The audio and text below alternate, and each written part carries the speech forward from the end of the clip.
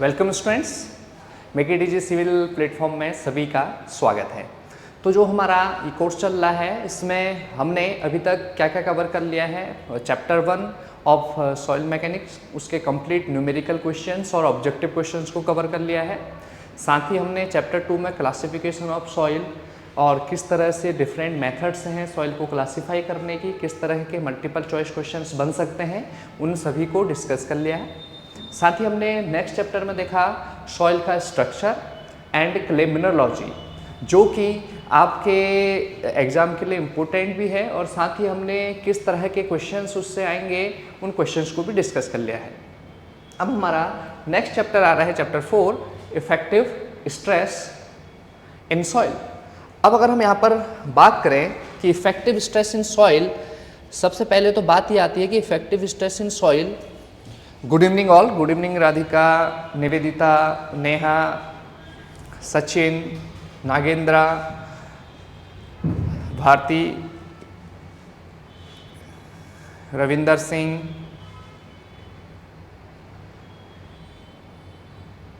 Good evening all, जितने लोग भी बने हुए हैं, so good evening. Okay, so आप रिवीजन भी कर रहे होंगे और साथ ही साथ जो टेस्ट है उनको भी लगा रहे होंगे। तो अब इफेक्टिव स्ट्रेस इन सॉइल की बात करें तो इफेक्टिव स्ट्रेस इन सॉइल, सबसे पहले अगर हम बात करें स्ट्रेस इन सॉइल की बात करें कि स्ट्रेस इन सॉइल है क्या। अगर मैं इस स्ट्रेस को बात करूं तो इस स्ट्रेस के लिए एक वर्ड और भी यूज कर सकता हूं, प्रेशर भी वर्ड यूज कर सकता हूं। हालांकि स्ट्रेस और प्रेशर में अंतर होता है, but in case of soil में इस स्ट्रेस के लिए प्रेशर भी वर्ड यूज कर सकता हूँ। वो क्यों, आपको धीरे धीरे पता चलेगा। तो स्ट्रेस जनरली दो टाइप के स्ट्रेस होते हैं। अगर ए बात करें तो एक तो लगते हैं आपके वर्टिकल स्ट्रेस। कौन से स्ट्रेस?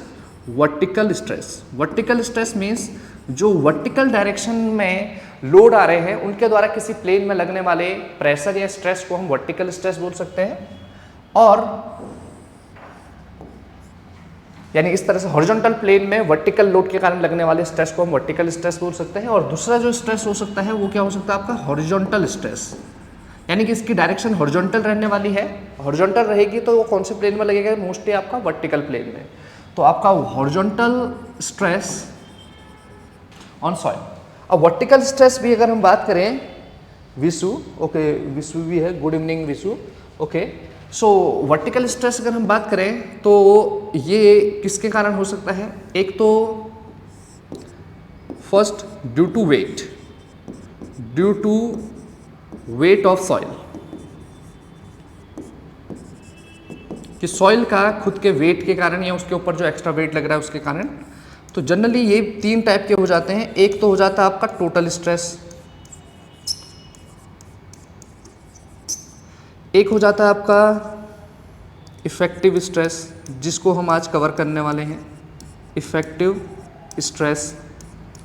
और एक हो जाता है आपका पोर वाटर प्रेशर, और इसी को हम न्यूट्रल स्ट्रेस भी बोलते हैं, और न्यूट्रल स्ट्रेस। क्यों बोलते हैं इसको न्यूट्रल स्ट्रेस, ये भी हम समझेंगे, ओके। और एक आपका जो हो सकता है सेकंड, ये हो सकता है due to external load at a point.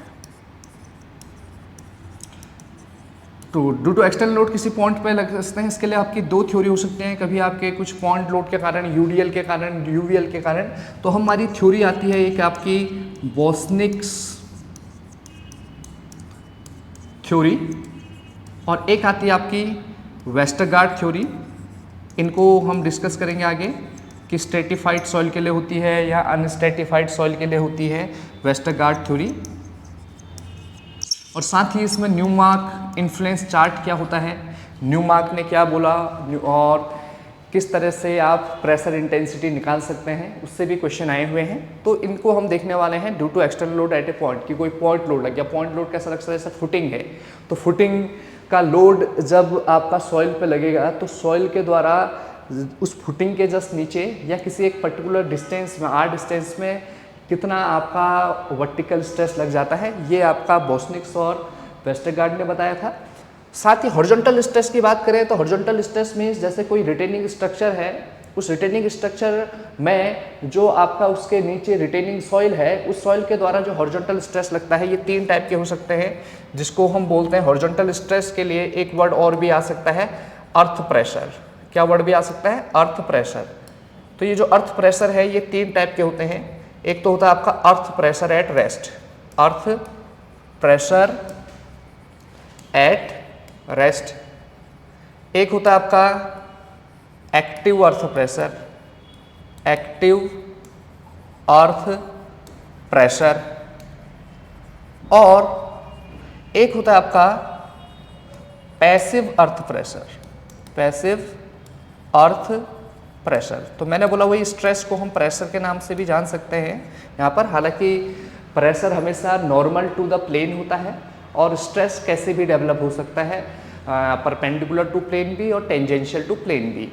अब यहाँ पर अगर हम बात करें तो हमारा टॉपिक है इफेक्टिव स्ट्रेस इन सॉइल। पर सबसे पहले अगर हम बात करें कि स्ट्रेस इन सॉइल कौन कौन से हो सकते हैं, तो ये डिफरेंट टाइप के स्ट्रेस, चाहे टोटल स्ट्रेस हो, इफेक्टिव स्ट्रेस हो, पोर वाटर प्रेशर हो, stress due to external load at a point at a R distance by Boussinesq और वेस्टरगार्ड थ्योरी हो, चाहे आपके हॉरिजॉन्टल स्ट्रेसेस हों, जिसको हम आगे लेटरल अर्थ प्रेशर थ्योरी और रिटेनिंग वॉल वाले टॉपिक में पढ़ेंगे। तो ये डिफरेंट टाइप के क्या आने वाले हैं, आपके स्ट्रेस आने वाले हैं। तो आज हम डिस्कस करते हैं ड्यू टू मेनली वेट और जो आपका ओवरबर्डन प्रेशर आ रहा है, उसके कारण किसी एक पर्टिकुलर डेप्थ में किसी सॉइल में किस किस तरह के स्ट्रेस आते हैं। तो वो होते हैं total stress, effective stress and pore water pressure, and pore water pressure. इतना क्लियर हो गया सबको जो लाइव बने हुए हैं? किसी को कोई दिक्कत या कुछ क्वेश्चन पूछना है तो पूछ सकते हैं। अब हम बात करते हैं यहाँ पे आज के टॉपिक की। तो आज का टॉपिक है आपका ड्यू टू वेट। तो ड्यू टू वेट सबसे पहला जो स्ट्रेस आता है इसको हम क्या बोलते हैं, आपका टोटल स्ट्रेस। तो व्हाट इज टोटल स्ट्रेस? इसके लिए सिंबल यूज कर लेते हैं सिग्मा। तो what is total stress? Stress at a plane, at a plane of soil at any depth due to weight of soil is total stress, is total stress। अब देखो, मान लो suppose एक कोई soil मास है, ये जस्ट एग्जांपल के लिए ये एक सॉइल मास ले लेते हैं। इस सॉइल मास में ये आपके मीन्स की सॉलिड पार्टिकल हैं। सपोज ये आपके इस तरीके से सॉलिड पार्टिकल होते हैं और बीच में आपको पता है क्या है, आपका वॉइड्स है। बीच में क्या है, वॉइड्स है। ये जस्ट एक समझाने के लिए किस तरह से सॉइल मास को ले रहा हूँ मैं, ठीक है ना। ये सॉलिड पार्टिकल हैं इस तरीके से, these are the solid particle. बीच में वॉइड्स होंगे, वॉइड्स में भी आपका क्या रह सकता है, वाटर रह सकता है या एयर रह सकता है। कंप्लीटली वाटर हो गया तो इस सॉइल को हम सैचुरेटेड बोल देंगे। सपोज यहाँ पे मान लेते हैं कि ये आपका ग्राउंड लेवल है, दिस इज़ दी सरफेस या ग्राउंड लेवल है, और ग्राउंड लेवल पे ही आपका सपोज मान लेता हूँ अभी मैं ग्राउंड वाटर टेबल है। ग्राउंड वाटर टेबल हमने बताया था क्या होता है, ठीक है ना। तो ग्राउंड वाटर टेबल है तो इसका मीन्स डेफिनेटली ये सॉइल क्या है, आपकी सैचुरेटेड। जब ये सैचुरेटेड है तो इसका मीन्स इस सॉइल का जो यूनिट वेट रहने वाला है, क्या रहने वाला है, आपका यूनिट वेट रहने वाला है। वो यूनिट वेट क्या रहने वाला है, आपका गामा सैचुरेटेड, यानी कि सैचुरेटेड यूनिट वेट। सपोज कोई एक डेप्थ ले लेते हैं कोई भी सॉइल की, ये हमने इसी डेप्थ में इस प्लेन पे बात कर रहे हैं। ये जो प्लेन सबसे नीचे आपको दिख रहा है इस प्लेन पे, ठीक है, जिस प्लेन का एरिया आपका क्या दिख रहा है, आपको ए दिख रहा है। एच डेप्थ में इस प्लेन पे, सपोज ये जो आपको प्लेन दिख रहा है इस प्लेन पे, हमें एच डेप्थ में क्या निकालना है, आपका दैट इज स्ट्रेस निकालना है। कितने डेप्थ में, आपका एच डेप्थ में। तो एच डेप्थ में स्ट्रेस निकालना है तो आपने सिंपल मैथमेटिकली देखा होगा कि स्ट्रेस इक्वल टू क्या होता है, force upon area. Total stress equal to force upon area, force upon area. अब यहाँ पर फोर्स है क्या, ये फोर्स क्या है, जो मिट्टी है इस मिट्टी का वेट है, तो फोर्स क्या हो जाएगा एक हिसाब से wait of soil, wait of soil upon जिस प्लेन में देख रहे हैं हम स्ट्रेस, उसका क्या आपका एरिया। अब हमने पढ़ा था वेट निकालने के लिए किसी भी चीज़ का क्या यूज होता है, यूनिट वेट। तो हम यहाँ पर यूनिट वेट की बात करें तो डेफिनेटली सैचुरेटेड यूनिट वेट आएगा। तो यूनिट वेट यानी कि गामा इज इक्वल टू क्या होता है, वेट अपॉन वॉल्यूम। तो वेट इक्वल टू क्या हो जाएगा, गामा इंटू वॉल्यूम। तो ये डेफिनेशन यूज करें तो वेट के बदले हम क्या लिख सकते हैं, that is gamma, definitely saturated है सॉइल तो gamma saturated into volume upon area, suppose इस प्लेन का ए है।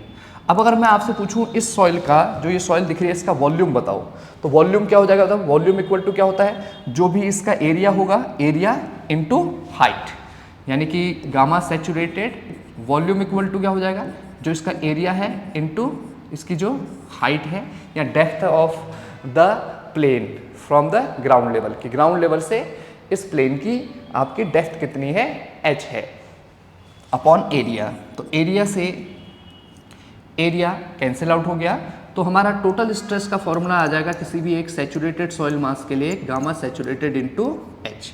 अगर हाँ ये ड्राई होगी तो गामा डी इंटू एच हो जाएगा, पार्शली सैचुरेटेड हो जाएगी तो गामा इंटू एच हो जाएगा। तो यानी कि टोटल स्ट्रेस क्या है कि किसी भी एक पर्टिकुलर सॉइल में आपका, किसी एक पर्टिकुलर डेप्थ में आपका जो स्ट्रेस होगा वो कितना लगने वाला है।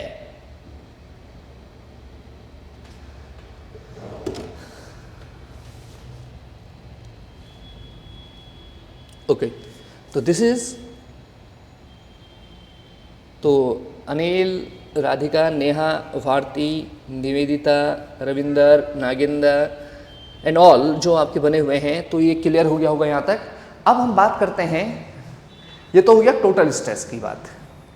अब एक दूसरा स्ट्रेस आता है जिसको बोलते हैं पोर वाटर प्रेशर। तो ये टोटल वेट के कारण हो गया, तो इसका फॉर्मूला हो गया सैचुरेटेड सॉइल मास के लिए gamma saturated into H. Unit क्या हो जाएगी, स्ट्रेस की जो यूनिट होती है, वेट किलो न्यूटन में, एरिया सपोज मीटर स्क्वायर में, तो kilo newton per metre square.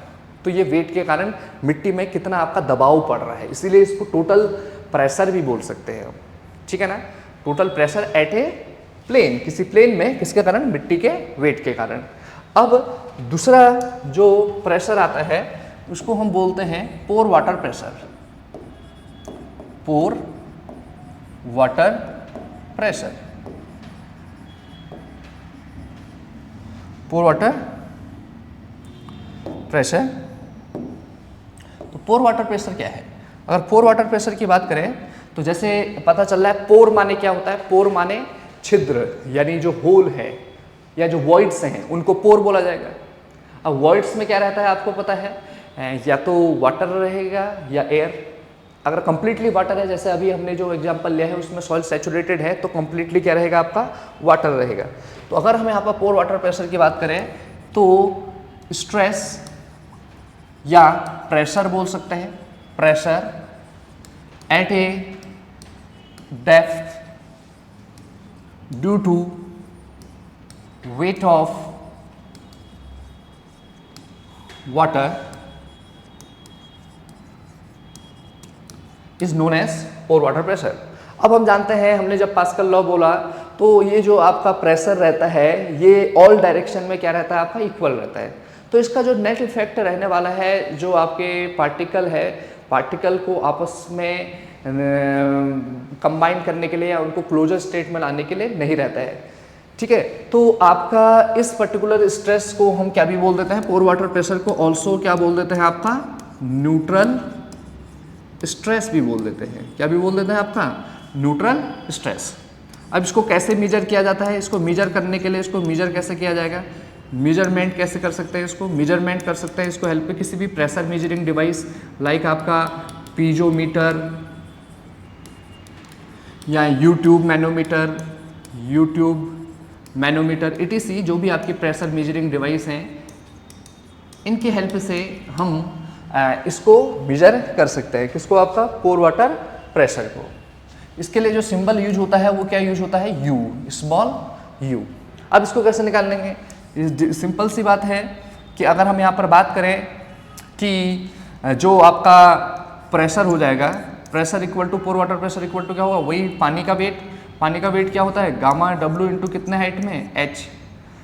ठीक है, तो गामा डब्ल्यू इंटू क्या हो जाएगा, एच। यहाँ आप ऐसे नहीं पता तो unit weight of water in words, wait of water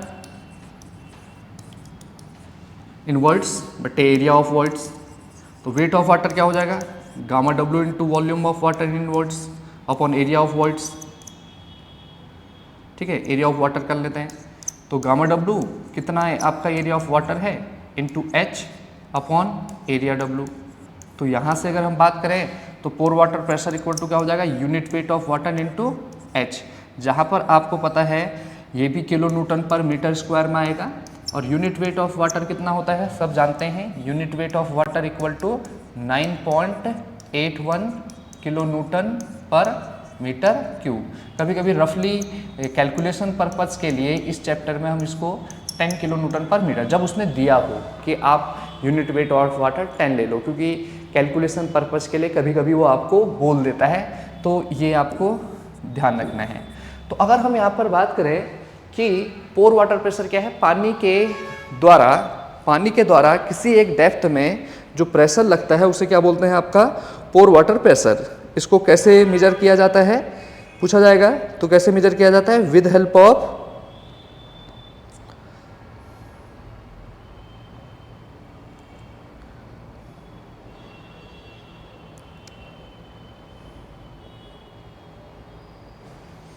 ठीक है, न्यूट्रल स्ट्रेस। क्यों बोलते हैं, क्योंकि किसी एक स्टेशनरी फ्लूइड में आपको पता है कि ये तीनों डायरेक्शन में क्या होता है, इक्वल। तो ये एक जो आपके एडजेसेंट पार्टिकल है, यानी जो सॉलिड पार्टिकल है, इन सॉलिड पार्टिकल को एक क्लोजर स्टेट में आने के लिए कोई भी एक नेट प्रेशर नहीं लगा पाएगा। ठीक है ना, वो बैलेंस कर जाएगा, वो स्टैटिक कंडीशन में रहेगा। तो ये पानी का प्रेशर इन सॉलिड पार्टिकल को क्लोजर स्टेट में आने नहीं देता है, बिकॉज ये तीनों डायरेक्शन में क्या रहता है, इक्वल रहता है एज पर पास्कल लॉ। इसीलिए इसको हम क्या भी बोलते हैं आपका, न्यूट्रल स्ट्रेस। ठीक है ना। तो मेजरमेंट किसके हेल्प से करेंगे, पीजोमीटर, मैनोमीटर की हेल्प से। फॉर्मूला क्या हो जाएगा ये भी हमें पता चल गया है, what is the formula, pore water pressure equal to neutral stress. हाँ, पोर वाटर प्रेशर बोल दो, न्यूट्रल स्ट्रेस बोल दो, एक ही बात है। ओके, अब हम यहाँ पे बात करते हैं कि जो हमारा चैप्टर है और साथ ही जो सॉइल के लिए मोस्ट इम्पोर्टेंट है, खासकर स्ट्रेंथ के लिए, तो उसका नाम है आपका क्या, थर्ड वन, जिसको बोलते हैं आपका इफेक्टिव स्ट्रेस। क्या बोलते हैं आपका, इफेक्टिव स्ट्रेस। अब इफेक्टिव स्ट्रेस की अगर हम बात करें, जिसको हम सिंबल देते हैं सिग्मा बार, तो इसके लिए एक नाम ये भी होता है, इसको हम इंटर ग्रैनुलर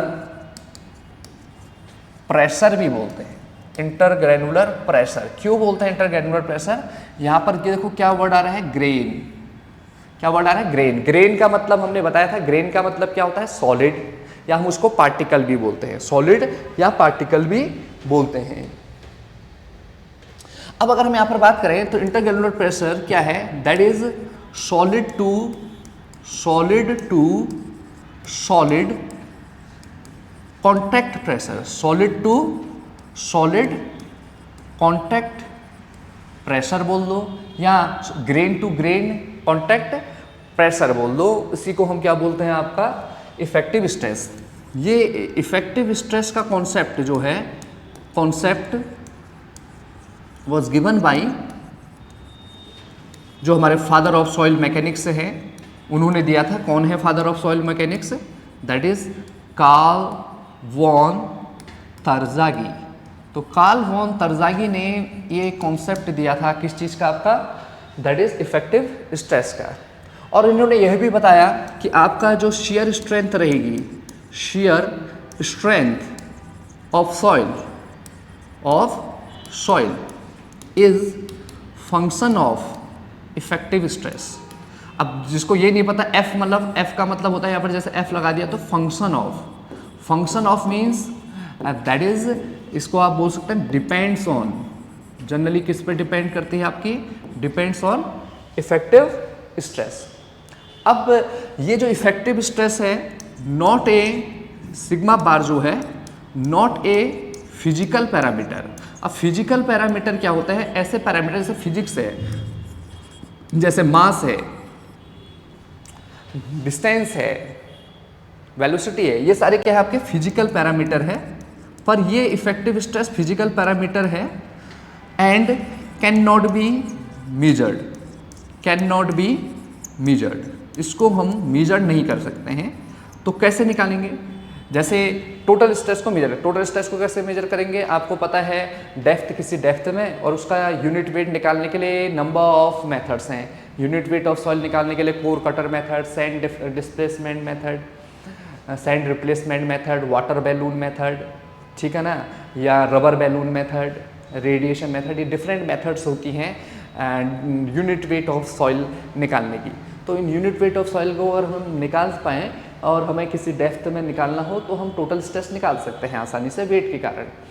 पोर वाटर प्रेशर के लिए हम पीजोमीटर या मैनोमीटर, पर क्या इफेक्टिव स्ट्रेस को निकाल सकते हैं? नहीं। So can not be measure it. कैसे? It only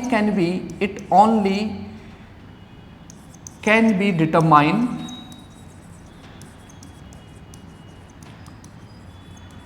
by subtracting pore water pressure from total stress।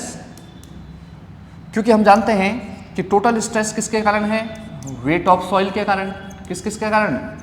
Weight of solid के कारण, यानी ऐसे कर लेते हैं, सॉलिड के कारण, और किसके कारण? आपका वाटर के कारण। अब टोटल स्ट्रेस अगर हम बात करें तो सॉलिड के कारण जो स्ट्रेस होता है उसे सिग्मा बार बोलते हैं, पोर वाटर प्रेशर को यू बोलते हैं। तो हमारा जो इफेक्टिव स्ट्रेस हो जाता है वो क्या हो जाता है? Total stress minus pore water pressure. यानी कि हम जो ये पानी का प्रेशर है, ठीक है, किसी एक पर्टिकुलर डेप्थ में, उस पर्टिकुलर चीज़ को हम यहाँ पर कंसिडर नहीं करने वाले हैं अपने शेयर स्ट्रेंथ के कॉन्सेप्ट में। हालांकि दो साइंटिस्ट थे, मोहर एंड कुलाम, उन्होंने बोला कि आपका ये शेयर स्ट्रेंथ टोटल स्ट्रेस का फंक्शन होता है, पर तरजागी ने जब मॉडिफाई किया और इफेक्टिव स्ट्रेस को निकाला, अपना एक्सपेरिमेंट किया, तो उसके द्वारा उन्हें पता चला कि आपका जो ये शेयर स्ट्रेंथ होती है वो किस पे डिपेंड करती है? आपका इफेक्टिव स्ट्रेस पे, ना कि टोटल स्ट्रेस पे। फंक्शन ऑफ होने का मीन्स डिपेंड्स करती है किस पे? इफेक्टिव स्ट्रेस पे। अब ये है क्या चीज़, इसको समझते हैं। है क्या? जैसे मान लो ये आपके सॉलिड पार्टिकल है, किसी एक सैचुरेटेड सॉइल मास में ही बात करते हैं। ये हमारी सैचुरेटेड सॉइल मास है। अभी बताएंगे सैचुरेटेड सॉइल मास होने के दो कारण हैं। कैपिलरी इफेक्ट को भी अभी हम देखेंगे, तो आपको पता चलेगा कि कैसे सॉइल सैचुरेट हो जाती है, वो हमने पहले भी आपको बताया है। तो ये आपका मान लो सपोज ग्राउंड लेवल है, यहाँ पर ही आपका ग्राउंड वाटर टेबल है, तो ये सॉइल डेफिनेटली क्या होगी? आपकी सैचुरेटेड होगी। और अगर सैचुरेटेड होगी तो जब ये सॉइल सैचुरेटेड होगी, ध्यान रखें, तो तब ही जाके आपका पोर वाटर प्रेशर डेवलप होगा। अगर ड्राई होगी या पार्शली सैचुरेटेड होगी तो तब आपका पोर वाटर प्रेशर को कंसिडर नहीं किया जाएगा। तो अभी हम मान रहे हैं सॉइल सैचुरेटेड है, तो किसी भी एक डेप्थ में, जो हम कोई भी डेप्थ ले लेते हैं, एक कोई डेप्थ ये ले लिया हमने, ये सेक्शन x ले लिया, जो कि हमारा लेटेस्ट सॉइल का h डेप्थ में है। कितने डेप्थ में? h। तो अगर हम इस सेक्शन में बात करें तो इस सेक्शन में जो ये आपका मीन्स कि सॉलिड टू सॉलिड, ये आपका जो ये नॉर्मल कांटेक्ट प्रेशर है, कैसा प्रेशर है आपका? नॉर्मल। यानी कि सॉलिड टू सॉलिड एक दूसरे से नॉर्मल डायरेक्शन में किस तरह से कांटेक्ट कर रहे हैं एक दूसरे से, इसी कांटेक्ट प्रेशर को क्या बोला जाता है? Effective stress. और ये कैसे बढ़ सकता है? इफेक्टिव स्ट्रेस बढ़ सकता है बाय इंक्रीजिंग द डेंसिटी। और डेंसिटी कैसे बढ़ेगी? By increasing the compaction effect. तो कॉम्पैक्शन करेंगे, किसी तरीके से हम इसमें से पानी को बाहर निकाल देंगे। ग्राउंड वाटर टेबल के लोअर डाउन होने से भी इफेक्टिव स्ट्रेस बढ़ जाता है, क्योंकि तब solid to solid contact pressure बढ़ता है। एक नंबर ऑफ वे है जिसको हम आगे आने वाले चैप्टर में डिस्कस करेंगे, बट इसको हम मेजर नहीं कर पाएंगे। इसको it can only be determine. इसको सिर्फ डिटरमाइन कैसे कर सकते हैं? हम कैसे डिटरमाइन कर सकते हैं? जो ये नॉर्मल स्ट्रेस लग रहा है, ये नॉर्मल, यानी ये नॉर्मल रिएक्टिव फोर्स है, एन, ये जितने भी एन नॉर्मल रिएक्टिव फोर्स है, एन, ये सिर्फ सॉलिड टू सॉलिड के बीच में, इसको हम टोटल स्ट्रेस में से। अब जैसे इस सॉइल के लिए बात करें तो इस सॉइल के लिए सिग्मा बार इक्वल टू क्या हो जाएगा, total stress minus pore water pressure. अब टोटल स्ट्रेस क्या होता है किसी डेप्थ में, गामा सैचुरेटेड इंटू एच, और पोर वाटर प्रेशर कितना होता है, गामा डब्ल्यू इंटू एच। तो अगर हम यहाँ पे बात करें तो सिग्मा बार इक्वल टू क्या हो जाएगा, हम यहाँ से gamma saturated minus gamma W कर देते हैं, इंटू क्या हो जाएगा आपका एच। अब हमने अपनी प्रीवियस क्लास में पढ़ा हुआ है कि सैचुरेटेड यूनिट वेट में से अगर यूनिट वेट ऑफ वाटर घटा दें, सैचुरेटेड यूनिट वेट में से अगर यूनिट वेट ऑफ वाटर अगर हम माइनस कर दें तो हमारा जो ये टर्म है ये क्या हो जाएगा, गामा डैश, यानी कि submerged unit weight into H. Submerged unit weight क्या होता है सब जानते हैं, चूंकि submerged unit weight equal to saturated unit weight में से हम unit weight of water minus कर देते हैं, तो हमने ये रख दिया। तो इसका मीन्स किसी सैचुरेटेड सॉइल मास के लिए यहाँ से हम एक सेंटेंस लिख सकते हैं कि for saturated soil mass, for saturated soil mass effective stress is proportional to, effective stress is depend upon submerged unit weight। किस पर आपका, सबमर्ज्ड। क्वेश्चन आ जाएगा कि आपका सैचुरेटेड सॉइल के लिए इफेक्टिव स्ट्रेस किस पे डिपेंड करता है, बल्क यूनिट वेट पे, सैचुरेटेड यूनिट वेट पे, सबमर्ज्ड यूनिट वेट पे या ड्राई यूनिट वेट पे। तो आंसर किस क्या रहने वाला आपका, सबमर्ज्ड यूनिट वेट पे।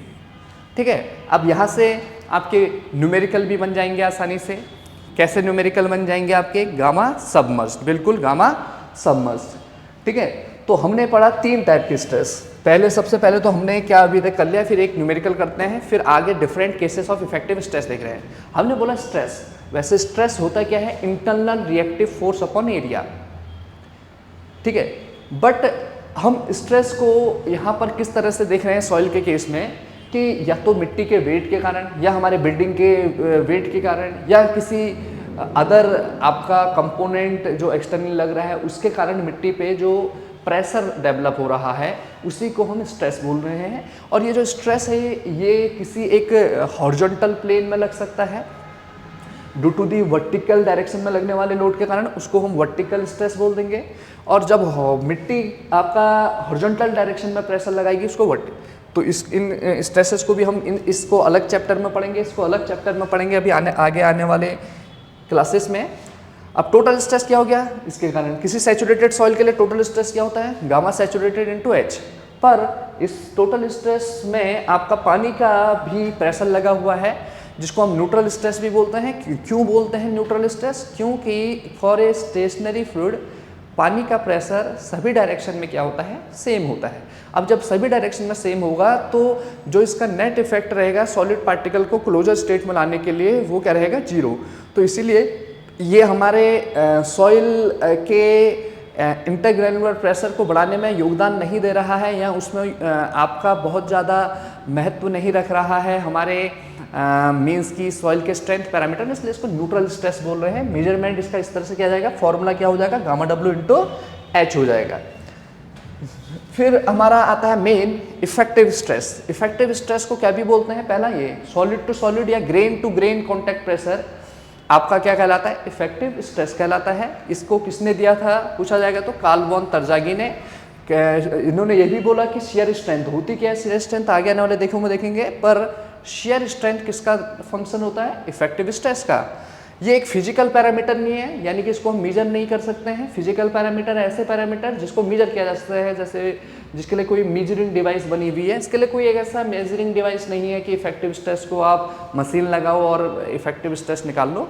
इसको हम सिर्फ टोटल स्ट्रेस में से माइनस कर सकते हैं पोर वाटर प्रेशर को, तो निकाल पाएंगे। जैसे किसी एक सैचुरेटेड सॉइल मास के लिए, ये एक आपका सैचुरेटेड सॉइल मास है, इस सैचुरेटेड सॉइल मास के लिए आप देख पा रहे हैं कैसे हम निकाल सकते हैं, टोटल स्ट्रेस निकाल सकते हैं। यूनिट वेट हमारे पास है, यूनिट वेट ऑफ वाटर सबको पता है, हाइट ये है, और हाइट क्या होगी, पीजोमेट्रिक हाइट होगी। ये हाइट क्या है वैसे, दिस एच इज पीजोमेट्रिक हाइट। अब आप बोलेंगे सर पीजोमेट्रिक हाइट क्या होती है, सबको पता ही है, जो पीजोमीटर में आपका राइज ऑफ द वाटर होगा वही एच डब्ल्यू हो जाएगा। ठीक है, तो इसमें से माइनस करेंगे तो ये हो जाएगा। मैंने बोला ये पोर वाटर प्रेशर सिर्फ सैचुरेटेड सॉइल के लिए देखेंगे। अब क्वेश्चन आ गया, जैसे एग्जाम्पल, सब लोग आंसर बताएंगे इसका। एग्जाम्पल आ गया, पहला एग्जाम्पल दे रहा हूँ, क्या है, what will B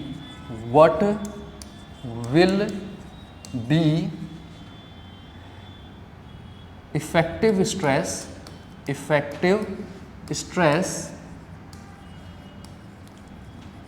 at a depth 6 meter from surface of a soil of a saturated soil, लिख देता हूँ, of a saturated soil of unit weight, saturate weight of density बोल देते हैं, देखते हैं कितने लोग समझ पाएंगे। Density 21 kilo newton per metre cube. तो सॉल्यूशन क्या होगा, ये है। एक एग्जांपल और लिखते हैं, वो क्या बोलता है कि what will B depth, what will be total and effective stress, ध्यान रखें किस में, यहाँ पर ब्रैकेट में लिखा हुआ है in kg per centimetre square में बताना है, at a depth of 5 metre in a lake. तो दोनों ही एग्जाम के आए हुए क्वेश्चन हैं, दोनों ही इस तरह से एग्जाम में पूछे जा सकते हैं। तो दो एग्जाम्पल से इन न्यूमेरिकल को भी सॉल्व करते हैं।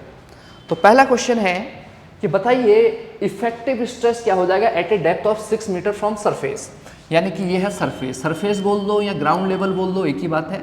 कितने डेप्थ में बोल रहा है, h इक्वल टू कितना दे रखा है, h इक्वल टू आपको दे रखा है 6 मीटर पे, 6 मीटर डेप्थ में आपको निकालना है। ये एक ऑफ सैचुरेटेड सॉइल है, सैचुरेटेड सॉइल ऑफ डेंसिटी। अब डेंसिटी डेफिनेटली कौन सी डेंसिटी होगी, सैचुरेटेड डेंसिटी होगी, क्योंकि ये सैचुरेटेड सॉइल है। गामा सैचुरेटेड इक्वल टू कितना दे रखा है, 21 kilo newton per metre cube. अब हमें पूछ रहा है इफेक्टिव स्ट्रेस, तो टोटल स्ट्रेस निकालेंगे। तो टोटल स्ट्रेस क्या हो जाएगा बताओ, अभी हमने बताया कि टोटल स्ट्रेस क्या होता है, सीधे सीधे फॉर्मूला आपको बताया क्या, sigma equal to gamma saturated into H. अब गामा सैचुरेटेड कितना है, 21 इंटू 6, तो 126 kilo newton per metre square तो आ गया टोटल स्ट्रेस। अब पोर वाटर प्रेशर, या हम इसको नाम दे देते हैं न्यूट्रल स्ट्रेस जो है, जिसको हम पोर वाटर प्रेशर भी बोलते हैं, U इक्वल टू क्या होता है, गामा W इंटू एच। अब गामा W इसने ले नहीं रखा है, पर कभी कभी एग्जाम में ऐसा बोल देगा, टेक गामा W, वैसे तो 9.81 होता है, पर ऐसे दे देगा कि kilo newton per metre cube ले लो, कि आप जो यूनिट वेट होगा, अगर नहीं दिया है तो 9.81 रख सकते हैं, या ऑब्जेक्टिव के हिसाब से 10 भी रख सकते हैं, जैसे ऑब्जेक्टिव में आंसर दे रखा है।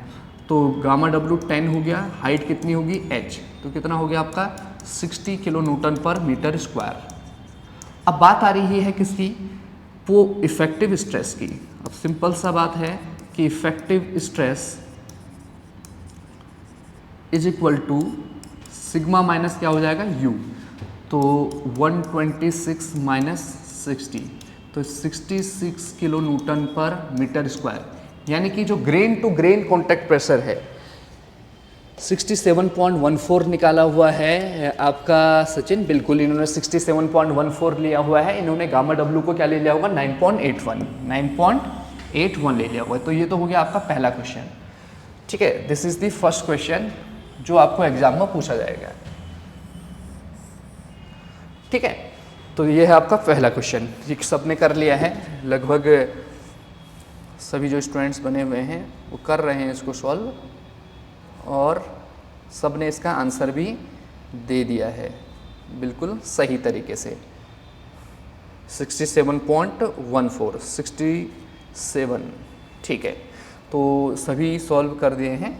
ओके, अब अगर हम यहाँ पर बात करें दूसरे क्वेश्चन की, इसमें क्या बोल रहा है, what will be total and effective stress at a depth of 5 metre in a lake. Lake माने क्या है, तालाब। अब तालाब या पॉन्ड बोल दे, लेक बोल दे, क्या बोल दे, पॉन्ड बोल दे, जो भी बोलना है। अब देखो तालाब में होगा क्या, तालाब में क्या होगा बताओ। तालाब में पानी होगा, ये है तालाब। तालाब में क्या होने वाला है, पानी होने वाला है डेफिनेटली। हाँ, हालांकि पानी नीचे ही लास्ट में आपको पता है कहीं ना कहीं पानी आपका क्या होगा, ग्राउंड लेवल से पर रुका होगा, पर हमें ये नहीं बता रखा ग्राउंड लेवल कहाँ पर है। हमें सिर्फ ये बोल रखा है कि ग्राउंड, ये जो आपका पानी है इसमें 6 मीटर डेप्थ में बताओ कितना आपका टोटल एंड इफेक्टिव स्ट्रेस होगा, वो भी किसमें, केजी पर सेंटीमीटर स्क्वायर में बोल रहा है। अब सिंपल सा अगर मैं बात करूं तो टोटल स्ट्रेस इक्वल टू क्या होगा, पानी का प्रेशर के कारण, क्योंकि मिट्टी तो है नहीं यहाँ पे, तो टोटल स्ट्रेस कितना हो जाएगा, गामा डब्ल्यू इंटू एच ही हो जाएगा। अगर मिट्टी होता तो मिट्टी के वेट के कारण होता, तो हम मिट्टी का यूनिट वेट लेते, पर यहाँ पर पानी है तो पानी का यूनिट वेट लेंगे। अब पानी का यूनिट वेट कितना होता है, 9.81। चलो यहाँ पर भी मैं अभी 10 लिख रहता हूँ, 10 kilo newton per metre cube into H कितने मीटर में, 6 मीटर में, तो कितना हो जाएगा 60 kilo newton per metre square. अब हमें इसको केजी पर सेंटीमीटर स्क्वायर में निकालना है, तो आसानी से निकाल सकते हैं। 60 किलो न्यूटन मीन्स 10 की पावर 3 क्या न्यूटन पर क्या मीटर स्क्वायर, पर अभी भी हमें केजी पर सेंटीमीटर स्क्वायर में निकालना है डेफिनेटली। ठीक है, अब अगर हम यहाँ पर बात करें तो न्यूटन, अब न्यूटन को केजी में कैसे कन्वर्ट करेंगे, न्यूटन मतलब ग्रेविटी लगी है उसमें, ग्रेविटी लगी है means acceleration due to gravity जिसे बोलते हैं 9.81 मीटर पर सेकेंड स्क्वायर। इस ग्रेविटी को हटा देते हैं। अब हटाने का मतलब क्या हो गया, 60 इंटू 10 की पावर 3 न्यूटन को केजी में कन्वर्ट करेंगे तो डिवाइड बाई 9.81 करता है। अभी मैं कैलकुलेशन के लिए 10 से कर देता हूँ। मीटर का मतलब क्या होता है, एक मीटर में 100 सेंटीमीटर, तो 100 सेंटीमीटर का क्या हो जाएगा, होल स्क्वायर। तो सॉल्व करेंगे तो 60 गुणा 10 की पावर 3 इंटू ये 10 की पावर 4 हो जाएगा, 10 की पावर -4 अपॉन 10, तो ये 0 से 0 कैंसिल आउट हो गया, तो 10 की पावर 3 और 10 की पावर -4 क्या हो जाएगा आपका 10 की पावर -1। ठीक है,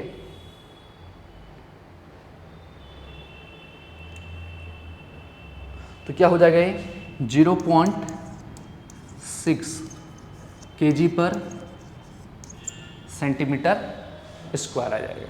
एक बार चेक कर लेना, यही आ रहा है 60 किलो न्यूटन मीन्स 10 की power 3 Newton per metre square. Newton को केजी में कन्वर्ट किया तो डिवाइड बाई 10 कर दिया, हालांकि 9.81 करना चाहिए था, पर अभी मैं अपनी कैलकुलेशन को आसान बना रहा हूँ। तो डिवाइड बाई 10, 1 मीटर में कितने सेंटीमीटर, 100 सेंटीमीटर, तो 100 सेंटीमीटर का होल स्क्वायर, तो 10 की पावर 4 हो जाएगा, ऊपर जाएगा तो 10 की पावर -4 हो जाएगा। 10 की पावर 3 में से 10 की पावर -4 गया तो 10 की पावर -1 हो जाएगा, और ये 6 बचा हुआ है तो 0.6 हो जाएगा। अब ऐसे ही पोर वाटर प्रेशर करेंगे तो ये भी पानी के कारण ही होगा, तो गामा डब्ल्यू इंटू एच, तो 10 इंटू 6 यानी कि 60 kilo newton per metre square, तो ये भी क्या हो जाएगा आपका, दैट इज़ 0.6 केजी पर सेंटीमीटर स्क्वायर।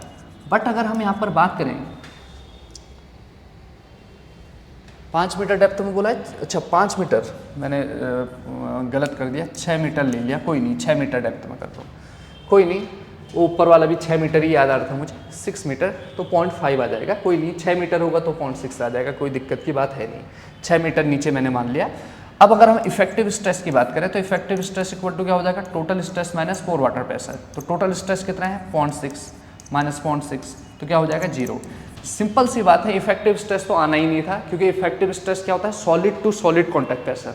अब क्या इस लेक में या पॉन्ड में 6 मीटर पे आपको solid to solid contact pressure मिलने वाला है, नहीं, क्या मिलने वाला है, पानी टू पानी के बीच में कॉन्टैक्ट प्रेशर मिलने वाला है। तो इसीलिए जो इसका आंसर है वो क्या हो जाएगा, इफेक्टिव स्ट्रेस का आंसर क्या हो जाएगा 0.5। क्वेश्चन में 5 मीटर दिया है, सर है 5 मीटर, हाँ बिल्कुल 5 मीटर है, आपने 5 मीटर के हिसाब से सभी ने सॉल्व कर लिया है, ठीक है ओके। मैंने 6 मीटर ले लिया है, उससे कोई दिक्कत की बात नहीं है, 5 आए 6 आए 10 मीटर आए उस हिसाब से आप कर सकते हैं, सभी ने कर दिया है। बस यहाँ पर ध्यान रखना है आपको, कभी कभी आपको मीन्स की ऑप्शन में kilo newton per metre square नहीं दे रहेगा, तो आपको मीन्स की घबरा नहीं, क्योंकि ऑप्शन में 0.6 इस तरह से आपको दे देगा या 60 दे देगा। तो अगर कन्वर्जन करना नहीं आया तो फिर थोड़ा सा आते हुए भी क्वेश्चन गलत हो सकता है। तो ये दो क्वेश्चन हैं जो आपको मीन्स कि न्यूमेरिकली आपको देखने हैं, ठीक है ना, इसलिए एक ही पेज में करा दिए। तो सिंपल से दो क्वेश्चन हैं जो दो के दो आपको एग्जाम में ले जाने हैं। ये भी स्टार मार्क करें, इस ऑब्जेक्टिव को भी न्यूमेरिकल में और इसको भी एग्ज़ाम के लिए तैयार करें अपने जो जिसकी आप तैयारी कर रहे हैं, जिसके लिए बैच चल रहा है। तो अगर हम यहाँ पर बात करें कि जीरो, बिल्कुल इफेक्टिव स्ट्रेस जीरो, सभी ने, राधिका, नेहा, भारती, अनिल, सब ने निकाल लिया है आंसर, बिल्कुल सही, सब ने 0.5 निकाला हुआ है। उनने मेरे से पहले सॉल्व कर लिया होगा, पर कोई नहीं, मैंने 6 मीटर। अब हम बात करते हैं कि ये इफेक्टिव स्ट्रेस डिफरेंट केस में कैसे चेंज हो जाता है, यानी इफेक्टिव स्ट्रेस का डिफरेंट चीज़ों पे कैसा प्रभाव पड़ता है। तो अगर हम सबसे पहले बात करें यहाँ पे effect of ground water table, effect of, इससे कुछ न्यूमेरिकल के हेल्प से करेंगे, effect of ground water table, ground water table on effective stress. जो ये इफेक्टिव स्ट्रेस है इस पे ग्राउंड वाटर टेबल का क्या प्रभाव पड़ता है, ये बात हमारी नेक्स्ट टॉपिक है, ठीक है, कि what is the effect of ground water table on effective stress.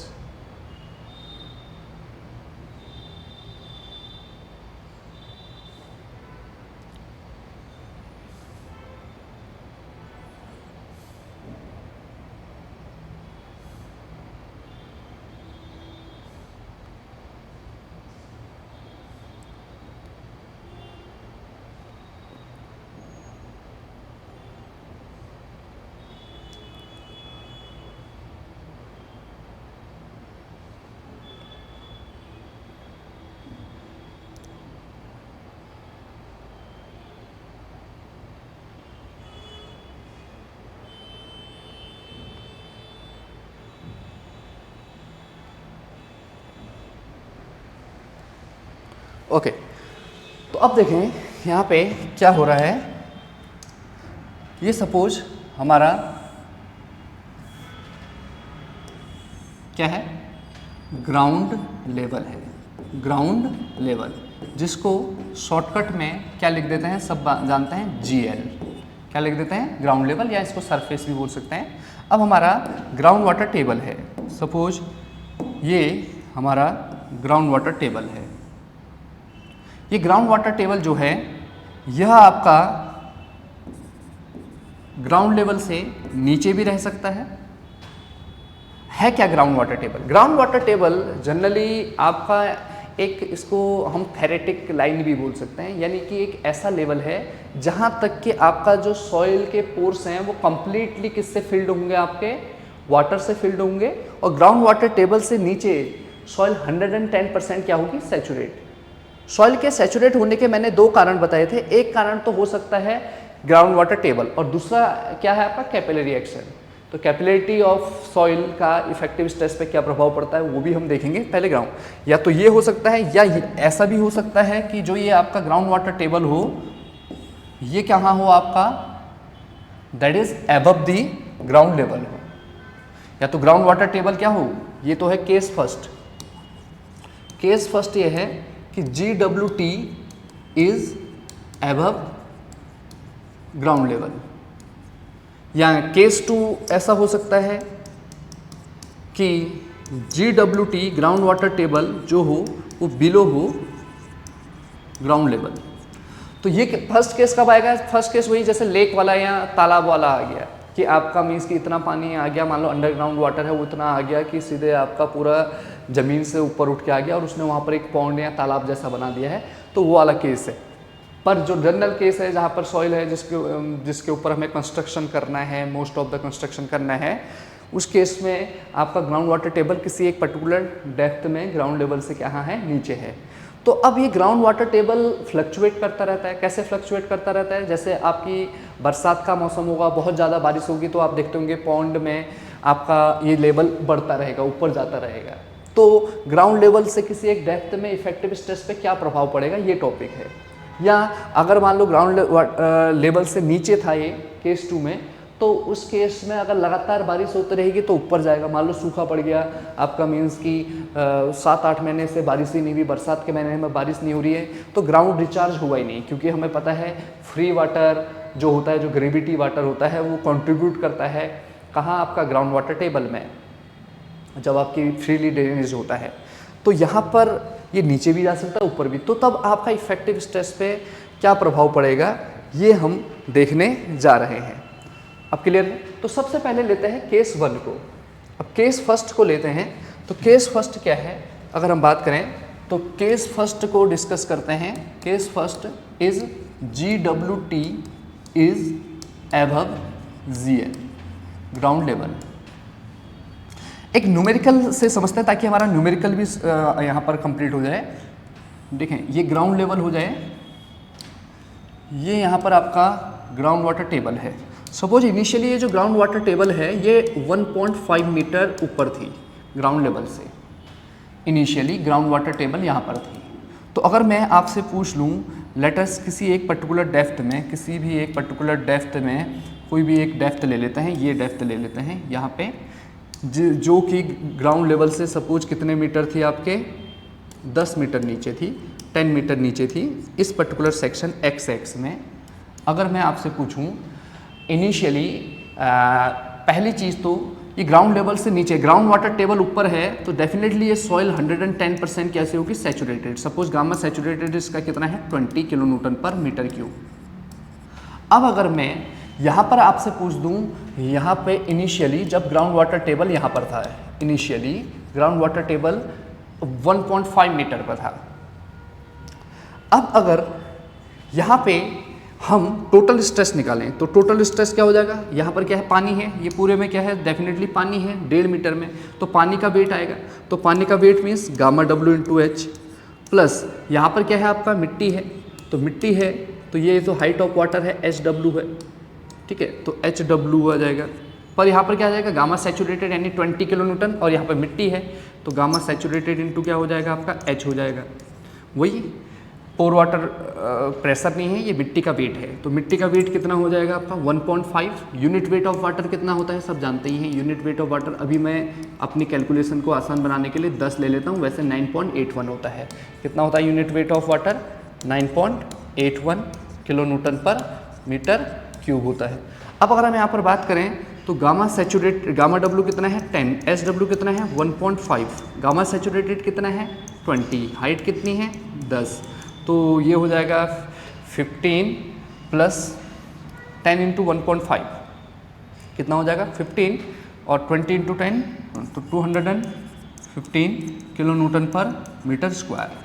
अब अगर हम पोर वाटर प्रेशर देखें तो पोर वाटर प्रेशर आपको पता ही है, यहाँ पर तो पानी है ही, तो पानी के द्वारा जो प्रेशर होता है, तो पानी के द्वारा प्रेशर कितना हो जाएगा, दैट इज पूरे, अब कितने में हाइट में है पानी, यहाँ से लेके यहाँ तक कितनी हाइट होगी 10 और 1.5, ऐसे भी कर सकते हैं, या 10 इंटू 1.5 कर लो, 10 इंटू 1.5 प्लस, अब ये सैचुरेटेड है तो कंप्लीटली वर्ड्स किससे फिल होंगे, वाटर से, और यहाँ पर पीजोमीटर में कुछ हाइट मिल जाएगी, और कितनी मिलेगी 10 मीटर, तो यूनिट वेट ऑफ वाटर कितना है 10 इंटू कितनी हाइट 10, तो 10 10 जा 100, और ये तो कितना आ गया 115 kilo newton per metre square. तो अब इफेक्टिव स्ट्रेस देखें तो effective stress equal to total stress minus pore water pressure, तो कितना हो जाएगा 215 माइनस 115, तो कितना आ गया 100 kilo newton per metre square.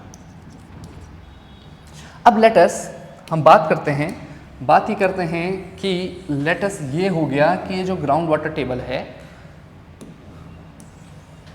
जो ग्राउंड वाटर टेबल है, ये ग्राउंड वाटर टेबल यहाँ से उठ के यहाँ चले गया, बढ़ गया, लेटस इंक्रीज हो गया, और हाइट ऑफ वाटर इसकी, जो इसकी हाइट ऑफ वाटर है ये बढ़ गई, मान लो कुछ भी कर लेते हैं, लेटस 3 मीटर होगी, कितनी होगी आपकी 3 मीटर होगी, यानी ग्राउंड वाटर टेबल अब यहाँ चले गया, यानी राइज कर गया, ग्राउंड वाटर टेबल राइज कर गया, राइज ऑफ GWT हो गया। तो ग्राउंड वाटर टेबल के राइज करने से अब क्या होगा, अब अगर हम यहाँ पर बात करें कि अब टोटल स्ट्रेस निकालो, तो टोटल स्ट्रेस क्या हो जाएगा, अब कितना है पानी 10 पर कितने हाइट में है ये, तो इतना वेट लगेगा पानी का, तो 10 इंटू 3 हो जाएगा, प्लस ये हो जाएगा 20 इंटू 10, ये तो वही है मिट्टी सैचुरेटेड ही है, पहले भी थी अभी भी थी, 20 इंटू 10 तो कितना हो जाएगा 230 kilo newton per metre square. अब अगर हम यहाँ पर पोर वाटर प्रेशर की बात करें तो पोर वाटर प्रेशर ये पानी के प्रेशर के द्वारा 10 इंटू 3 पानी का प्रेशर, प्लस ये सैचुरेटेड है तो यहाँ पर भी पानी होगा, तो पानी का यूनिट वेट कितना होता है 9.81, मैंने 10 लिया है, इंटू 10 100, तो 100 into 30 130 kilo newton per metre square.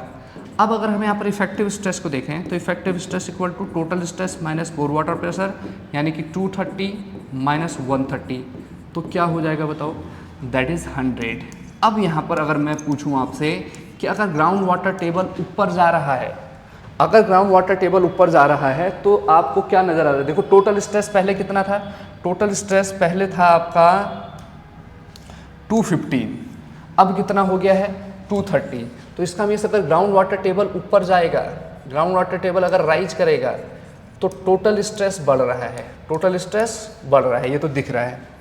पोर वाटर प्रेशर 115 से कितना हो गया 130 हो गया, ये भी बढ़ रहा है, पोर वाटर प्रेशर भी बढ़ रहा है, डेफिनेटली टोटल स्ट्रेस इसलिए बढ़ेगा क्योंकि वेट तो बढ़ेगा ही ना पानी का, और पोर वाटर प्रेशर भी बढ़ेगा ही क्योंकि पानी का लेवल बढ़ रहा है तो बढ़ेगा। पर इफेक्टिव स्ट्रेस देखो यहाँ कितना था 100, बाद में भी कितना आया 100 ही आया, तो इसका means effective stress remain constant. ऐसा क्यों कि इफेक्टिव स्ट्रेस क्यों आपका कांस्टेंट ही रहा, क्योंकि देखो टोटल स्ट्रेस बड़ा कितने अमाउंट में, देखो 215 से कितना बड़ा 230, कितना अमाउंट में बड़ा 15 kilo newton per metre square, और पोर वाटर प्रेशर 115 से कितना बड़ा 130, ये भी कितना बड़ा 15 kilo newton per metre square, तो यानी कि दोनों बराबर अमाउंट में बढ़े हैं। अब दोनों बराबर अमाउंट में पड़े हैं तो अगर मैं सिग्मा माइनस यू करूं तो टोटल स्ट्रेस भी बढ़ा, पोर वाटर दोनों बराबर अमाउंट में बढ़े तो इफेक्टिव स्ट्रेस में कोई फर्क नहीं पड़ेगा, क्यों constant, because total and pore water pressure increases by same amount, इसको हम नोट्स में लिखा देते हैं आगे, बाय सेम अमाउंट। ये क्लियर हो गया।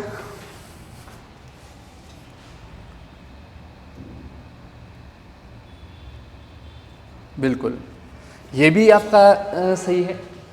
नेहा बोल रही हैं कि क्योंकि grain to grain contact pressure के कारण इफेक्टिव स्ट्रेस आता है, ना कि पानी के लेवल के बढ़ने के कारण, ठीक है। पर हम यहाँ पर बात कर रहे हैं क्या ग्राउंड वाटर टेबल के बढ़ने से, अगर वो ग्राउंड लेवल से ऊपर हो, ग्राउंड लेवल एबव हो, ग्राउंड वाटर टेबल अगर ग्राउंड लेवल से ऊपर हो तो इसके राइज करने से या इसके फॉल करने से इफेक्टिव स्ट्रेस पर प्रभाव पड़ेगा या नहीं पड़ेगा। तो अभी हमने सिंपल सा एक न्यूमेरिकल से आपको समझाने की कोशिश की, वो तो अब हम लिख सकते हैं यहाँ पर अपने नोट में, क्या लिख सकते हैं कि if GWT is above GL then due to rise or fall of GWT effective stress does not change, effective stress does not change because numerically अगर हम बात करें, because total stress and pore water pressure, total stress and pore water pressure increases when rise, यहाँ पर लिख देते हैं increases कब, व्हेन राइज increases और decreases कब, जब क्या होगा, जब ground water table, when ground water table fall करेगा यानी नीचे जाएगा, तो तब जो effective stress and pore water pressure हो जाएगा वो डिक्रीज हो जाएगा। जैसे 1.5 मीटर से अगर आप 3 मीटर गया था, अब 1.5 मीटर से मान लो सपोज 1 मीटर नीचे चले गया, तो अब सिर्फ 0.5 मीटर ऊपर ही रहा ग्राउंड लेवल, तो तब when ground water table fall, क्या बोला, if GWT is above GL then due to rise और fall of GWT effective stress does not change because total stress and pore water pressure increase और decreases in same amount, in same amount. तो इस same amount में increase भी होंगे और same amount में क्या होंगे, डिक्रीज। अगर x यूनिट टोटल स्ट्रेस बढ़ेगा तो x यूनिट ही आपका पोर वाटर प्रेशर भी बढ़ेगा अगर ग्राउंड वाटर टेबल ऊपर गया, और अगर ग्राउंड वाटर टेबल नीचे गया तो x अमाउंट अगर आपका टोटल स्ट्रेस डिक्रीज होगा तो पोर वाटर प्रेशर भी x अमाउंट ही डिक्रीज होगा। तो इफेक्टिव स्ट्रेस पे आपका कोई प्रभाव नहीं पड़ता है। क्लियर हो गया? ठीक है, ओके। अब हम बात करते हैं, ये तो हो गया इसका मैथमेटिकल एक्सप्रेशन, ठीक है ना। अब बात आती है किसकी, दैट इज अगर ground water table ground level से नीचे हो। केस 2, ये केस 1 सबको समझ आ गया, सब क्लियर है तो एक बार क्लियर बोल दो केस 1। केस 2 जो हमारा एक्चुअल में है, अब एग्जाम वाला कैसा क्वेश्चन पूछेगा वो भी भाई, ये वो कभी कभी तो बोल देगा कि ग्राउंड वाटर टेबल ऊपर है नीचे है, कभी कभी सिर्फ ये बोलेगा due to ground water table के इंक्रीज और डिक्रीज करने से, तब आपको केस 2 ही देखना है। उसने अगर आपको नहीं बताया है कि ग्राउंड वाटर टेबल ऊपर है नीचे है, तो अब एक्चुअली देखो जब हम अपना कंस्ट्रक्शन वर्क करेंगे तो most of the soil ground level पे ही काम होंगे। आपके वेल फाउंडेशन या रिवर में या पॉन्ड में ए लॉट ऑफ कंस्ट्रक्शन नहीं होने वाला है। तो इट इज़ ऑब्वियस कि हमारा केस 2 ही ज़्यादा सॉलिड उस क्वेश्चन के लिए रहने वाला है। क्या रहने वाला है? केस 2 क्या है? If GWT is below ground level. अब क्या हो गया, इसको भी न्यूमेरिकल की हेल्प से कर लेंगे। क्या हो जाएगा देखो, मान लो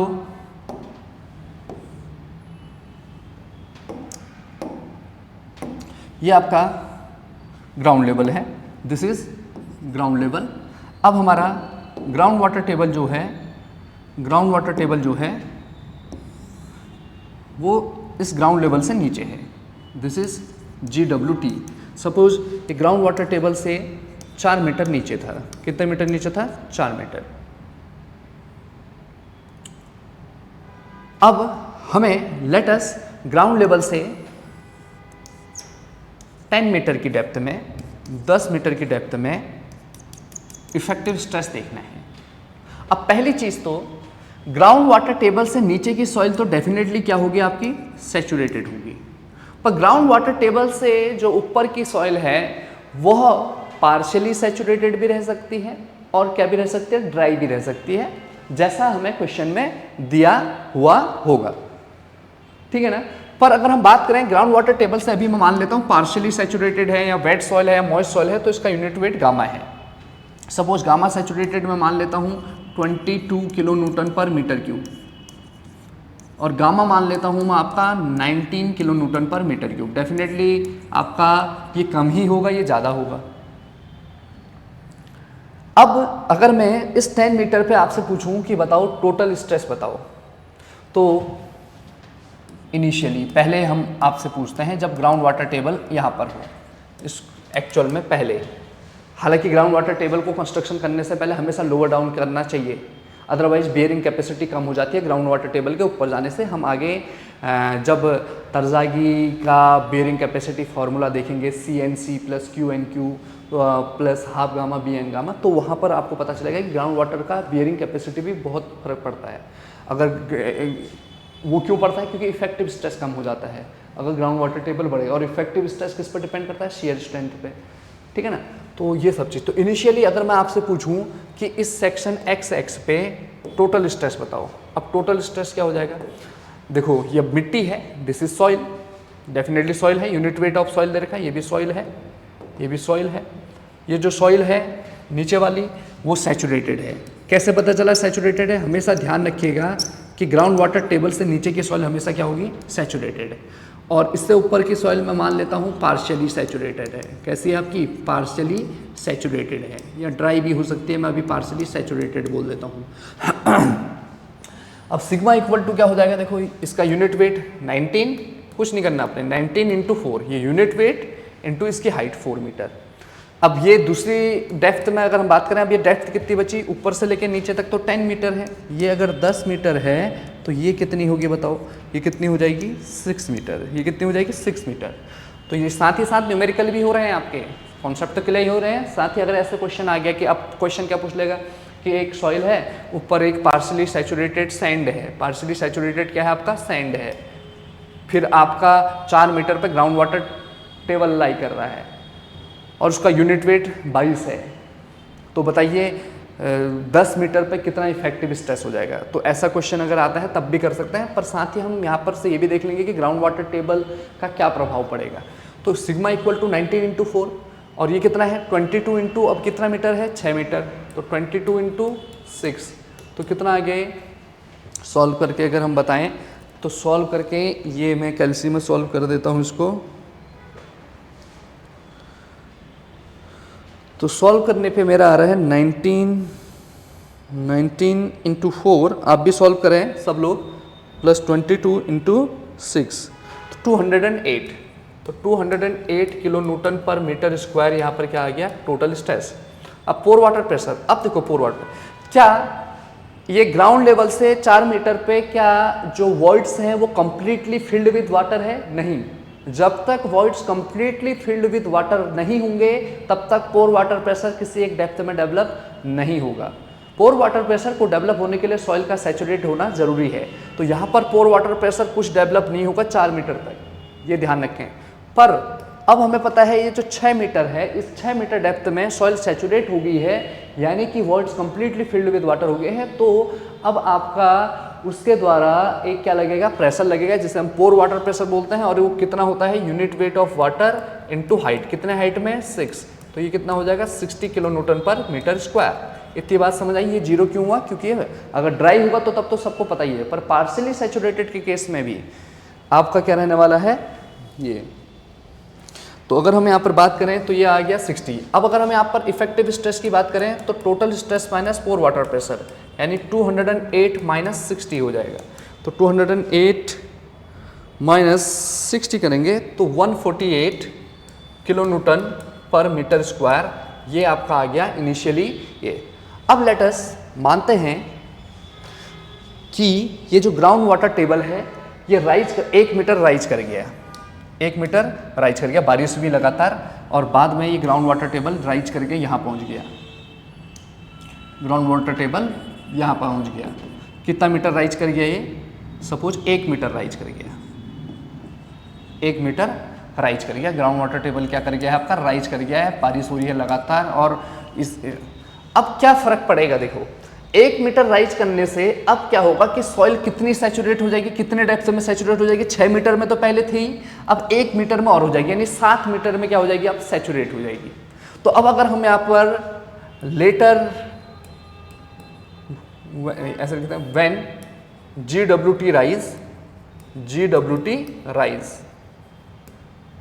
ठीक है, बाई 1 मीटर, 1 मीटर राइज कर गया। तो अब टोटल स्ट्रेस कितना होगा, देखो अब अगर हम बात करें तो पार्शियली सैचुरेटेड अब कितनी बचेगी, अब पार्शियली सैचुरेटेड कितनी बचेगी, सिर्फ 3 मीटर बचेगा। कितना मीटर बचेगा, 3 मीटर, क्योंकि ग्राउंड वाटर टेबल 1 मीटर ऊपर जाएगा तो सैचुरेट। तो अब क्या हो जाएगा, कुछ नहीं, 19 इंटू कितने मीटर पे, 3 मीटर पे पार्शियली सैचुरेटेड, प्लस कितने डेप्थ में आपका फुली सैचुरेटेड हो गई है, 7 मीटर में, 6 तो पहले से थे ही, 1 मीटर राइज किया तो 7 मीटर हो गया। तो इसको सॉल्व करेंगे तो अब टोटल स्ट्रेस कितना हो जाएगा, देखो टोटल स्ट्रेस हो जाएगा 22 इंटू 7 प्लस 19 इंटू 3, तो 211, यानी कि 211 kilo newton per metre square. देखते रहे बढ़ रहा है टोटल स्ट्रेस, देखो 208 था, 208 से कितना हो गया 211, कितना यूनिट बढ़ा, 3 यूनिट बढ़ा, यानी 3 किलो न्यूटन मीटर स्क्वायर बढ़ गया। अब पोर वाटर प्रेशर कितना बढ़ता है जरा देखते हैं, बढ़ता है घटता है पहले तो U। अब देखो जब U की बात करें तो ये इस पर्टिकुलर डेप्थ में तो आपका पार्शियली सैचुरेटेड है 3 मीटर में, तो यहाँ पर तो पानी के प्रेशर लगेगा नहीं, यानी पोर वाटर प्रेशर डेवलप होगा नहीं। तो कितने मीटर में आपका सैचुरेट हो गई है, ग्राउंड वाटर टेबल से इस x तक की जो डिस्टेंस है जिस पे कि हम निकाल रहे हैं प्रेशर अपने, तो वो कितने मीटर हो चुकी है, 7 मीटर हो चुकी है। तो अब अगर हम यहाँ पर बात करें तो 0 ही होगा, प्लस कितना आपका 10 इंटू 7, यानी कितना हो जाएगा 70 kilo newton per metre square. ये भी बढ़ गया है, पर देखो ये कितना बढ़ा, ये 60 से कितना बढ़ा 70, ये 208 से क्या बढ़ा तो दोनों सेम अमाउंट में नहीं बढ़े, ये 3 यूनिट बढ़ा 208 से 211, और ये 60 से कितना बढ़ा 70, यानी ये 10 यूनिट बढ़ गया। तो अब इफेक्टिव स्ट्रेस क्या हो जाएगा, देखो effective stress equal to total stress minus pore water pressure, यानी कि 211 माइनस 70, तो 211 माइनस 70 करेंगे तो 141। तो देखो कितना अमाउंट में आप इफेक्टिव स्ट्रेस इंक्रीज हुआ है डिक्रीज, पहले कितना था 148, पहले कितना था 148 यानी 148 था, अब कितना हो गया 141।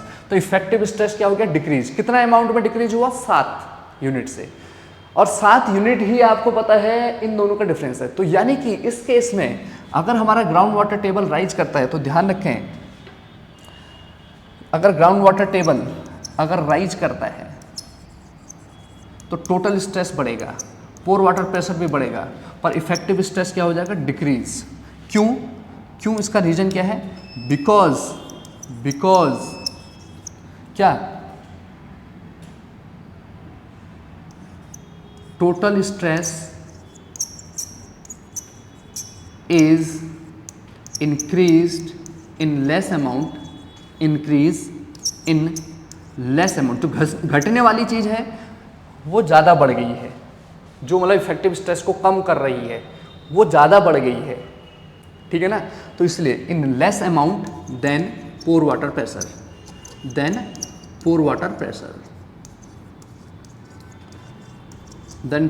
प्रेशर, तो अब आपको क्वेश्चन सिंपल सा ये आएगा, जो आपको ध्यान रखना है ये कि अगर ग्राउंड वाटर टेबल राइज करेगा, कुछ नहीं बोला है उसने कि एबव है या बिलो है, तो एग्जाम में ये पूछा जाएगा कि ग्राउंड वाटर टेबल अगर बढ़ गया या घट गया तो क्या हो जाएगा 141 इफेक्टिव स्ट्रेस, बिल्कुल 141 क्या आपका इफेक्टिव। तो ये क्लियर हो गया, ठीक है। जिसको क्लियर नहीं हुआ उसके लिए मैं एक शॉर्ट डायग्राम बना देता हूँ, ठीक है ना, तो फिर वो आसानी से इसको डिस्कस कर लेगा, ठीक है ना। तो कैसे अगर हम बात करें तो एक नोट बना लेंगे डायग्राम, जो आपको एग्जाम में शॉर्ट नोट्स टाइप के बनाने हैं वो इस तरीके से, कुछ नहीं करना है, ये ग्राउंड लेवल लेना है, ग्राउंड लेवल से एक बार ग्राउंड वाटर टेबल ऊपर बना देना है, एक बार ग्राउंड वाटर टेबल कहाँ बना देना है नीचे। ग्राउंड वाटर टेबल से अगर ऊपर ग्राउंड वाटर टेबल ऊपर जाएगा तो टोटल स्ट्रेस भी बढ़ेगा, पोर वाटर प्रेशर भी बढ़ेगा, पर इफेक्टिव स्ट्रेस क्या रहेगा कांस्टेंट। इसका रीजन क्या है, क्योंकि दोनों बराबर अमाउंट में बढ़ रहे हैं, टोटल और ये। और अगर ग्राउंड वाटर टेबल नीचे जाएगा तो टोटल स्ट्रेस भी डिक्रीज होगा, पोर वाटर प्रेशर भी डिक्रीज होगा, पर इफेक्टिव स्ट्रेस अभी भी क्या होगा कांस्टेंट। क्योंकि अभी भी आपका टोटल स्ट्रेस और पोर वाटर प्रेशर बराबर अमाउंट में डिक्रीज होंगे। पर अगर ground water table ground level के नीचे हो तो इसके ऊपर जाने से टोटल स्ट्रेस तो बढ़ेगा, पोर वाटर प्रेशर भी बढ़ेगा, पर इफेक्टिव स्ट्रेस क्या हो जाएगा डिक्रीज। क्यों, बिकॉज अब जो इफेक्टिव टोटल स्ट्रेस है उतना नहीं बढ़ पाएगा जितना पोर वाटर प्रेशर बढ़ रहा है। अब अगर हम बात करें ग्राउंड वाटर टेबल नीचे जाएगा तो टोटल स्ट्रेस भी आपका घटेगा, पोर वाटर प्रेशर भी घटेगा, और इफेक्टिव स्ट्रेस क्या हो जाएगा इंक्रीज। इफेक्टिव स्ट्रेस क्या हो जाएगा इंक्रीज। क्यों, अब टोटल स्ट्रेस तो आपका डिक्रीज होगा पर उतने अमाउंट में डिक्रीज नहीं होगा जितना पोर वाटर प्रेशर डिक्रीज हो जाएगा, तो घटने वाली चीज़ ज़्यादा घट जाएगी, तो ये हो जाएगा। तो इस तरीके से आपको याद रखना है। इतना क्लियर हो गया ये टॉपिक कि ग्राउंड वाटर का टेबल का what is the effect of ground water table on ground level. अगर किसी को कोई डाउट आ रहा है तो पूछ सकता है। हमने क्लियरली नोट के द्वारा बता दिया है कि ग्राउंड वाटर टेबल का क्या प्रभाव पड़ता है आपका सॉइल पे। ओके, क्लियर है तो एक बार क्लियर बोल दो। किसी को कुछ डाउट आ रहे हैं तो वो डाउट भी पूछ सकता है। अब ये तो हो गया ग्राउंड वाटर टेबल का इफेक्टिव स्ट्रेस पे। अब हम अगर लेटस ग्राउंड लेवल के ऊपर कुछ एक्स्ट्रा वेट रख दें, कुछ उसके कारण इफेक्टिव स्ट्रेस पे क्या प्रभाव पड़ता है ये हम देख रहे हैं। ओके, तो नेक्स्ट हमारा टॉपिक है यहीं पर ही क्या, effect of surcharge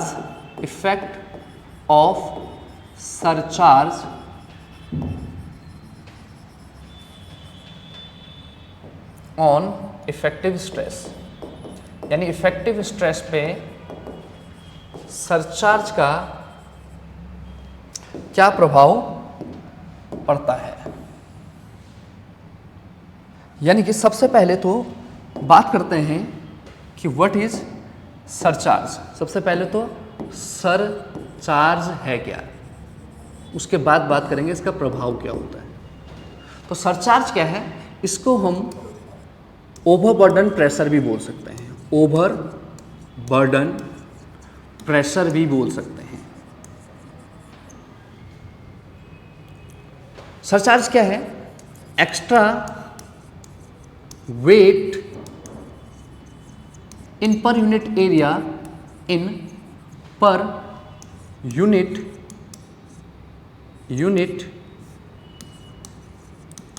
area of soil due to external load, structure weight,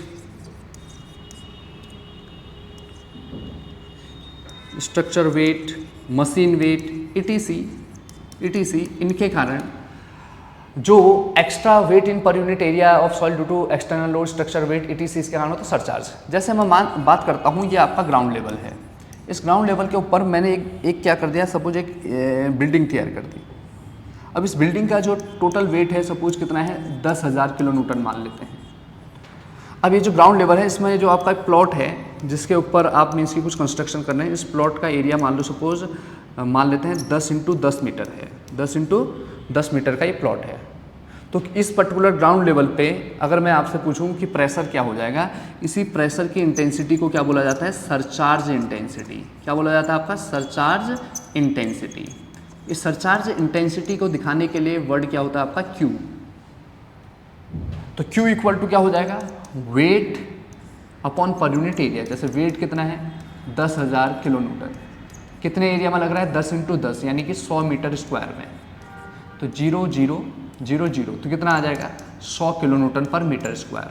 तो ये जो 100 kilo newton per metre square है, इसको कैसे दिखा सकते हैं, ये ग्राउंड लेवल है। इस ग्राउंड लेवल पे इस तरीके से मैंने दिखा दिया कि ये आपका मीन्स की जो ये सरचार्ज की इंटेंसिटी है, ये इस तरीके से Q kilo newton per metre square है। अभी तक इससे पहले सिर्फ मिट्टी थी, अब मिट्टी के अलावा इस मिट्टी के ऊपर कुछ एक आपका लोड आ गया, या कुछ भी वेट आ गया, या कुछ मशीन आ गई, ब्रिक रख दी, या कुछ भी हमने एक टाइम पीरियड के लिए इसके ऊपर लोड आया हुआ है। तो इस लोड के कारण इफेक्टिव स्ट्रेस पे क्या प्रभाव पड़ता है, ठीक है। तो क्या प्रभाव पड़ता है जरा बात करते हैं। तो सिंपल सा, अगर मान लो एक एग्जांपल देखते हैं। एग्जांपल क्या है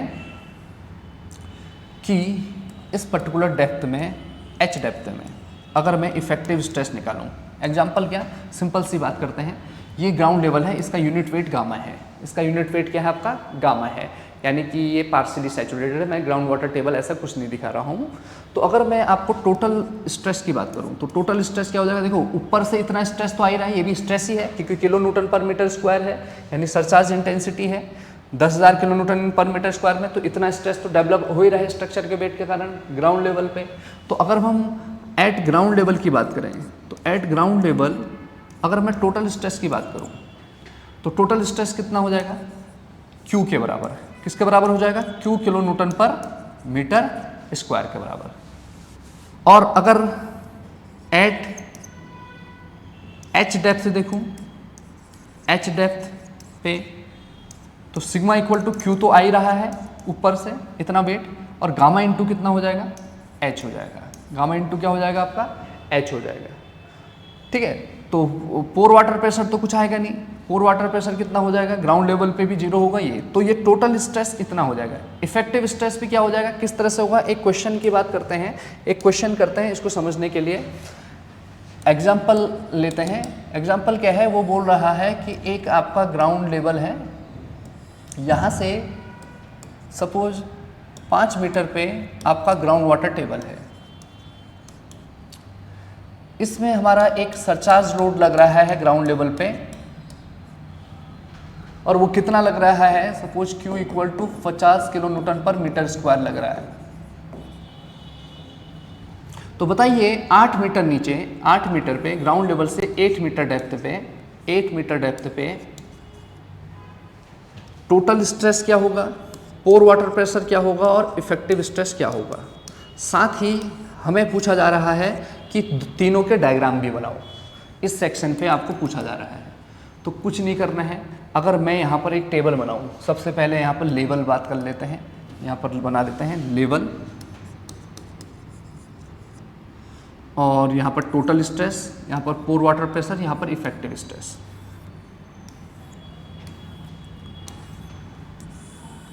लेवल ग्राउंड लेवल हो गया, इस सेक्शन को हम मान लेते हैं 1-1 लेवल, ग्राउंड वाटर टेबल वाला लेवल।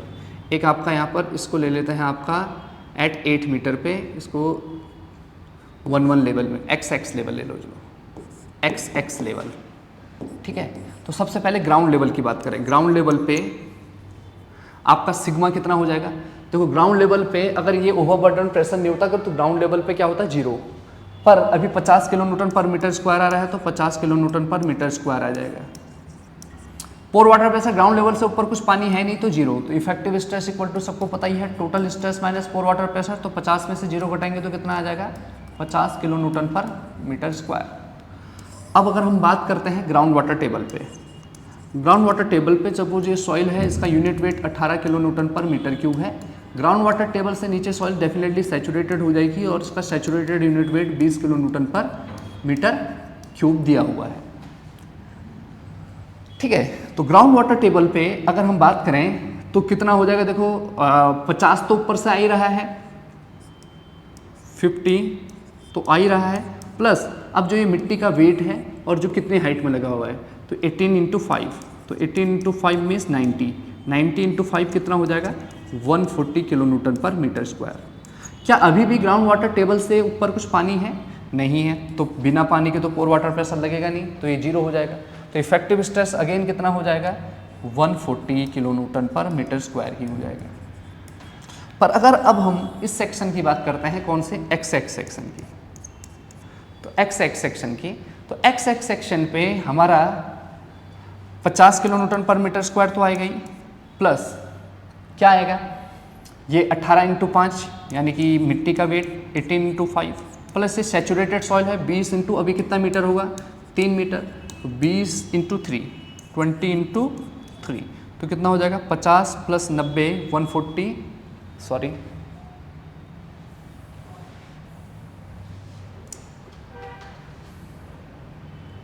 कितना हो जाएगा, दैट इज 23 × 60 200, कितना हो गया 200 kilo newton per metre square. अब पानी है क्या है, क्योंकि ये सैचुरेटेड हो गया है, सैचुरेटेड हो गया है तो इसका मीन्स 3 मीटर में डेफिनेटली क्या भी होगा, पोर्स में क्या भी होगा, सॉलिड पार्टिकल के अलावा पोर्स में क्या भी होगा, वाटर भी होगा। और पानी के द्वारा जो प्रेशर लगेगा वो कितना लगेगा, suppose unit weight of water 10 लेते हैं, 10 × 3 हो जाएगा। तो अगर हम यहाँ पर बात करें तो कितना हो जाएगा 200 - 30 यानी कितना हो जाएगा 170 kilo newton per metre square. अब मैं इनके आपको तीनों के डायग्राम बना के देखते हैं, तीनों के डायग्राम बनाते हैं इन सेक्शन पे। तो ये है आपका ग्राउंड लेवल, ग्राउंड लेवल पे अगर ये टोटल स्ट्रेस डायग्राम बनाते हैं, टोटल स्ट्रेस डायग्राम, तो टोटल स्ट्रेस डायग्राम की अगर हम बात करें तो यहाँ पर कितना आ रहा है Q के बराबर, कितनी इंटेंसिटी है ग्राउंड लेवल पे 50, ठीक है, जो थ्रू आउट क्या चलते रहेगी कांस्टेंट, कहाँ तक XX तक, हर जगह तीनों लेवल पे कितना जुड़ेगा 50। पर अगर हम यहाँ पर बात करें ग्राउंड वाटर टेबल पे, तो ग्राउंड वाटर टेबल पे एक्स्ट्रा और आ रहा है, कितना आ रहा है एक्स्ट्रा, टोटल स्ट्रेस 18 × 5 90 का आ रहा है, कितने का आ रहा है 90 का, तो ये 90 तो ये आएगा ही, ये 50 आ ही रहा है, ये 50 आ ही रहा है, ये तीनों जगह आएगा 90 आएगा ही। पर जब आपका XX सेक्शन है तो XX सेक्शन में 20 × 3 60 और आ जाएगा। तो अगर हम इसका प्रेशर डायग्राम देखें तो ये कुछ इस तरीके से आपका बन जाएगा, जहाँ पे कि ये जो इंटेंसिटी है, इंटेंसिटी प्रेशर की अलग अलग सेक्शन पे आपको दिख रही है, यहाँ पर 50 दिख रही है, यहाँ पर 50 और 90 कितना हो जाएगा 140 हो जाएगा, यहाँ पर ये पर्टिकुलर चीज़ 60 90 कितना हो जाएगा 150 और 50 कितना हो जाएगा 200, ठीक है। तो ये टोटल स्ट्रेस डायग्राम हो जाएगा। अब अगर हम यहाँ पर पोर्ड वाटर प्रेशर डायग्राम की बात करें, किसके डायग्राम की बात करें, U डायग्राम, तो U diagram means pore water pressure diagram. तो पोर वाटर प्रेशर डायग्राम आप देख लो, देखो ऊपर वाले डेप्थ में कितना है यहाँ पे 0, ग्राउंड वाटर टेबल पे भी कितना है, ग्राउंड वाटर टेबल में भी कितना है 0, पर इस डेप्थ में कितना है आपका 60, 10 इंटू 3 30 है, कितना है 30। तो इसको भी हम मिला देंगे इस तरीके से, तो पोर वाटर प्रेशर हो गया इतना, कितना आपका 30, ये 30 kilo newton per metre square. अब इस डायग्राम में से इसको घटा देते हैं, टोटल स्ट्रेस में से इसको, तो पोर वाटर प्रेशर मिल जाएगा। घटा के देखेंगे तो कैसे आ जाएगा, यानी इफेक्टिव स्ट्रेस डायग्राम। देखो इफेक्टिव स्ट्रेस अगर हम बात करें तो थ्रो आउट इस के कारण, किसके कारण, ये ओवरबर्डन प्रेशर के कारण कितने अमाउंट में बढ़ जाएगा, क्यू अमाउंट में, ये भी क्यू, ये भी क्यू, ये भी क्यू, कितना है क्यू 50 और यहाँ पर 50, यहाँ पर कितना है आपका, दैट इज 140 ही है, क्यों 50 में कितना जुड़ जाएगा 90, क्योंकि पोर वाटर प्रेशर कुछ हो नहीं रहा है, और यहाँ पर कितना होगा, ये भी 90 होगा, और लास्ट में आपका कितना हो जाएगा, दैट इज 20 इंटू 30 था, उसमें से हम 30 माइनस कर देंगे, तो ये कितना होगा 30 ही आएगा। तो पोर इफेक्टिव स्ट्रेस डायग्राम कैसे बन जाएगा, इस तरीके से बन जाएगा, और इसके ऑर्डिनेट इस तरीके से। तो यहाँ से आपको क्या पता चल रहा है, देखो इस तीनों डायग्राम से आपको पता चल रहा है, अब मैं अच्छे से बता देता हूँ आपको, ये कितना है 85 है, ये कितना है आपका, दैट इज 90, 50, 90 प्लस 30, तो टोटल करोगे तो 170 आ जाएगा। तो एक चीज़ पता चल रही है कि आपका जो इफेक्टिव स्ट्रेस है, अगर ये ना होता 50, तो ये आपका 50 जुड़ता नहीं हर लेवल पे, तो आपका जो नोट हो जाएगा वो क्या हो जाएगा कि due to surcharge intensity, due to surcharge intensity effective stress is increased by an amount of due to surcharge intensity effective stress by an amount of intensity of surcharge। तो जितना आप ओवरबर्डन प्रेशर बढ़ाएंगे, तो overburden pressure जितना लगाते हैं वो किसके बराबर हो जाता है, ध्यान रखें, जो ओवरबर्डन प्रेशर होता है, ओवरबर्डन प्रेशर, ध्यान रखेंगे आगे हमेशा फाउंडेशन में भी काम आएगा, overburden pressure Q is equal to किसके बराबर होता है, सिग्मा बार। जितना आप ओवरबर्डन प्रेशर लगाएंगे उतना ही किसके बराबर हो जाएगा, आपका सरचार्ज इंटेंसिटी के। तो हम ओवरबर्डन प्रेशर या जो एक्स्ट्रा वेट पर यूनिट एरिया है उसको ही इफेक्टिव स्ट्रेस भी बोल सकते हैं, अगर हम एक्सटर्नली लोड अप्लाई करें। तो यहाँ से आपको पता चल गया है कि इफेक्टिव स्ट्रेस किस अमाउंट में बढ़ जाएगा, आपका उसी अमाउंट में बढ़ जाएगा जिस अमाउंट में सरचार्ज की क्या होगी, इंटेंसिटी होगी। जैसे आप देख पा रहे हैं कि अगर ये 50 नहीं होता तो हर जगह ऊपर, अगर ये 50 नहीं होता तो ग्राउंड लेवल पे कितना होता, 0 हो जाता, ग्राउंड लेवल पे क्या हो जाता, 0, क्योंकि इससे ऊपर तो कुछ वेट था नहीं। यहाँ पर कितना होता, 18 इंटू 5 कितना होता, सिर्फ 90 होता, सिर्फ कितना होता 90, और यहाँ पर कितना होता 18 इंटू 5 प्लस 20 इंटू 3, इतना टोटल स्ट्रेस। तो ये 50-50 अमाउंट में आपका हर एक चीज़ में जुड़ रहा है, ठीक है। तो ये इंपॉर्टेंट नोट है जो आपको ध्यान रखना है कि सरचार्ज क्या होता है। सबसे पहले तो सरचार्ज क्या है, सरचार्ज क्या है, द एक्स्ट्रा वेट पर यूनिट एरिया, और कितने अमाउंट में बढ़ जाएगा, उतने ही अमाउंट में जितना कि आपका इफेक्टिव स्ट्रेस है।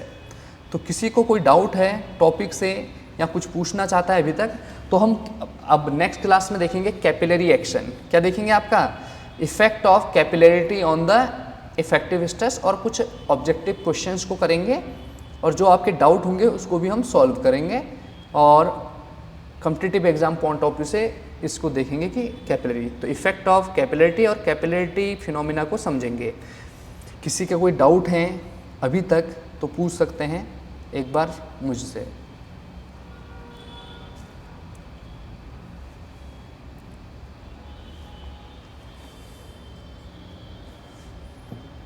कोई डाउट है? ओके, बिल्कुल ठीक है। किसी को कोई